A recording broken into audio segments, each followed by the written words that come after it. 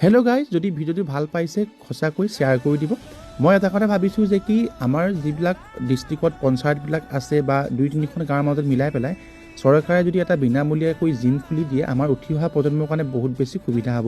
কাৰণ কেলে আমাৰ এনেকুৱা কিছুমান মই ল'ৰা পাইছোঁ যিবিলাক ল'ৰাই পঢ়ি আছে, যিবিলাক ল'ৰাই ষ্ট্ৰাগল কৰি আছে, সেইবিলাক ল'ৰাই গৈ পেলাই উন্নত মানদণ্ডৰ যিবিলাক মানে কমাৰ্চিয়েল জিম সেইবিলাকত জিম কৰিব পৰা তেখেতলোকৰ মানে ফাইনেন্সিয়েলি প্ৰব্লেম হয়। আৰু সেইবিলাক জিমত বহুত বিভিন্ন ধৰণৰ উন্নত মানদণ্ডৰ মেচিন থাকে, ফেচিলিটি থাকে, আৰু সেই জিমবিলাকত মানে মান্থলি ফিজটো বেছি হোৱাটো স্বাভাৱিক কথা। কিন্তু সেই ফিজটো আমাৰ পঢ়ি থকা ল'ৰাবিলাকৰ কাৰণে, যিবিলাক আমি মিডিল ক্লাছত বিলং কৰোঁ, সেই মানুহবিলাকৰ কাৰণে তাত গৈ পেলাই জিম কৰিবলৈ অসুবিধা হয়।